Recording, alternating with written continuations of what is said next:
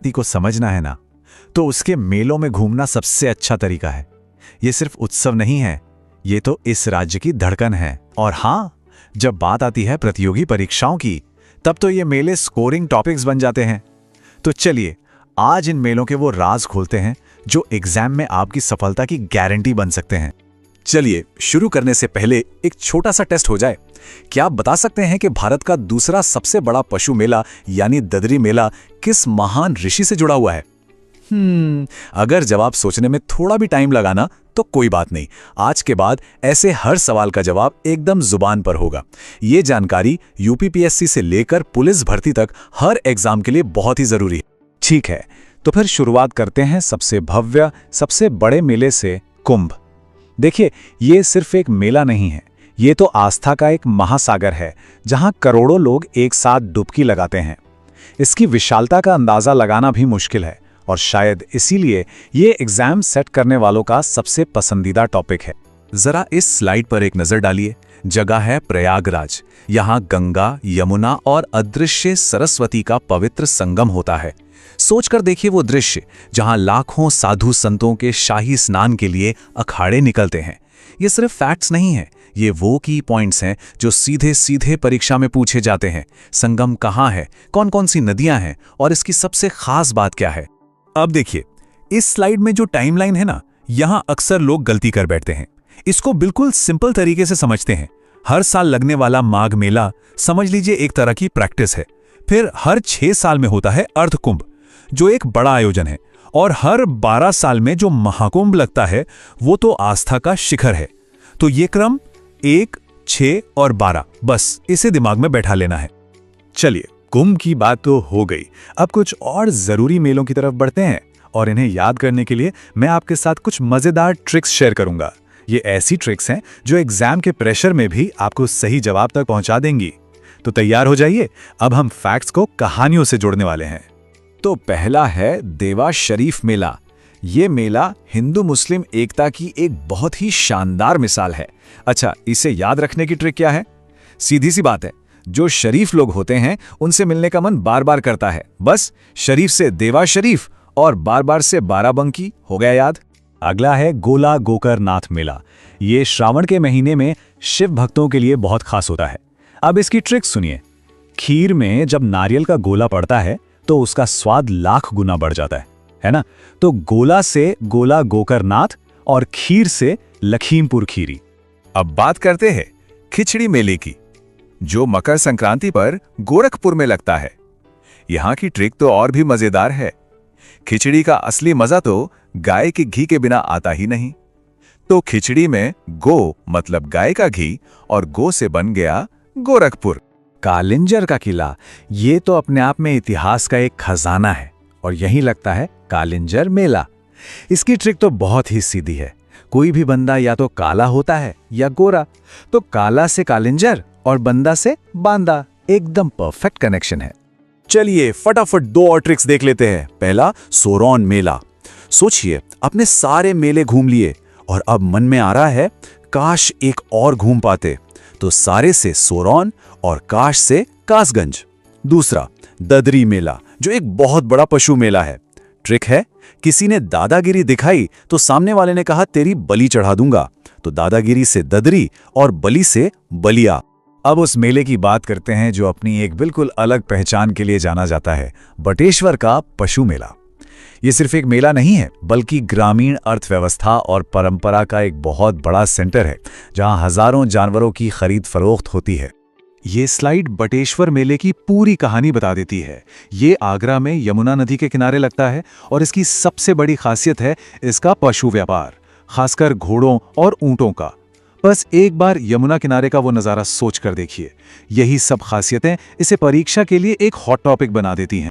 तो हमने इतने सारे मेले देख लिए, उनकी खासियतें भी जान ली, पर क्या हमने वो कोड क्रैक किया जो एग्जामिनर हमसे जानना चाहते हैं? मतलब इन सब में वो कौन सा पैटर्न है जिस पर बार बार सवाल बनते हैं?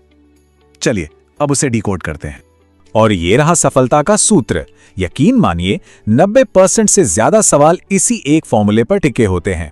स्थान, नदी, समय का अंतराल और उस मेले की कोई खास पहचान। चलिए इसे बटेश्वर मेले पर लगाकर देखते हैं। स्थान, आगरा। नदी यमुना, अंतराल हर साल, विशेषता पशु व्यापार। देखा, हर सवाल का जवाब इसी एक सूत्र में छिपा हुआ है। यूपीपीएससी, यूपीएससी और पुलिस भर्ती जैसे एग्जाम्स के लिए बहुत जरूरी हैं। इनसे जुड़े सवाल तो आते ही आते हैं। तो चलिए आज उत्तर प्रदेश के सबसे जरूरी मेलों को एग्जाम के पॉइंट ऑफ व्यू से समझते हैं। तो जरा सोचिए, उत्तर प्रदेश के मेलों के बारे में आपकी तैयारी कैसी है? चलिए आज पता करते हैं। इसे एक क्विक रिवीजन समझिए जो आपको परीक्षा में अच्छा स्कोर करने में यकीनन मदद करेगा। और शुरुआत हम करेंगे कुंभ मेले से। भाई ये सिर्फ उत्तर प्रदेश का ही नहीं बल्कि दुनिया का सबसे बड़ा धार्मिक आयोजन है। जाहिर है ये एग्जाम्स के लिए एक सुपर इंपॉर्टेंट टॉपिक बन जाता है। स्क्रीन पर जो ये पॉइंट्स दिख रहे हैं ना, ये अक्सर परीक्षा में सीधे सीधे सवाल बनकर आ जाते हैं। तो जगह कौन सी है? प्रयागराज। नदियां गंगा, यमुना और सरस्वती का पवित्र संगम। इसका महत्व क्या है? भाई ये दुनिया का सबसे बड़ा धार्मिक मेला है। और ये मशहूर क्यों है? शाही स्नान, साधु संतों और उनके अखाड़ों की वजह से। ये चारों बातें दिमाग में बिठा लीजिए। अच्छा, यहां पर लोग अक्सर कंफ्यूज हो जाते हैं, तो इस टाइमलाइन को जरा ध्यान से देखिए। हर साल प्रयागराज में लगता है माघ मेला, हर 6 साल में होता है अर्धकुंभ और हर 12 साल में लगता है महाकुंभ। ये जो इंटरवल है ना, ये परीक्षा में बार बार पूछा जाता है। अब देखिए, उत्तर प्रदेश में इतने सारे मेले हैं कि सबके नाम और जगह याद रखना एक चैलेंज हो सकता है। पर चिंता मत कीजिए, हमारे पास कुछ बड़ी मजेदार और आसान ट्रिक्स हैं जो इन सभी चीजों को याद रखने में आपकी मदद करेंगी। तो चलिए पहली ट्रिक देखते हैं। गोला गोकरनाथ मेला, ये लगता है लखीमपुर खीरी में। अब इसे याद कैसे रखें? बहुत सिंपल है। सोचिए, खीर में क्या डालते हैं? गोला यानी नारियल। तो गोला से खीरी हो गया याद। अगला है देवा शरीफ मेला बाराबंकी में। इसकी ट्रिक, शरीफ लोगों से तो हम बार बार मिलना चाहते हैं, है ना? और आखिर में रामायण मेला चित्रकूट। ये तो और भी आसान है। रामायण पाठ में हम भगवान के चित्र लगाकर ही तो पूजा करते हैं। चलिए अब कुछ और मजेदार ट्रिक्स देखते हैं। खिचड़ी मेला गोरखपुर में लगता है। अब याद रखिए, खिचड़ी किसके साथ अच्छी लगती है? गोरस यानी घी के साथ, जिससे आपको गोरखपुर याद आ जाएगा। कैलाश मेला और बटेश्वर मेला, ये दोनों आगरा में हैं। देखिए, कैलाश में लाश शब्द आता है और आगरा में आग।